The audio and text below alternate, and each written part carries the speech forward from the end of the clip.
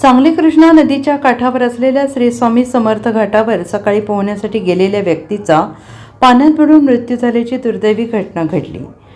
सुमित सुरेश पावसकर वय वर्ष 43 राहणार टिळक चौक पेठ भाग सांगली असे मृत्यू झालेल्या व्यक्तीचे नाव आहे।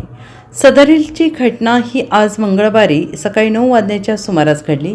या घटनेची नोंद सांगली शहर पोलिसात झाली आहे। याबाबत अधिक माहिती अशी की मृत सुमित पावसकर हे आपल्या कुटुंबियांसह शहरातील टिळक चौक परिसरात राहत होते आणि नेहमी ते दररोज मित्रांसमवेत कृष्णा काठावरील स्वामी समर्थ घाट परिसरात पोहण्यासाठी जातात।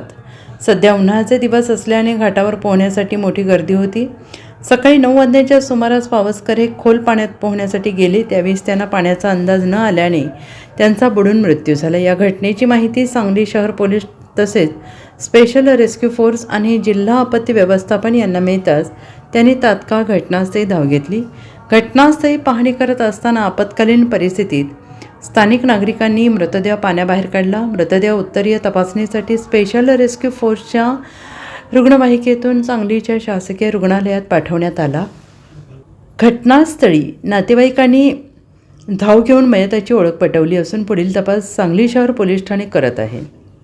दरम्यान कृष्णा नदीतील माईघाट आणि स्वामी समर्थ घाट येथे मोठ्या प्रमाणात नागरिक पोहण्यासाठी गर्दी करत असतात। तरी देखील अशा दुर्दैवी घटना घडत असल्याने नागरिकांनी पाण्यात उतरताना आवश्यक ती खबरदारी घेणे अत्यंत गरजेचे असल्याचे मत तज्ज्ञांनी व्यक्त केले आहे। Bureau report SBN Marathi Sangli.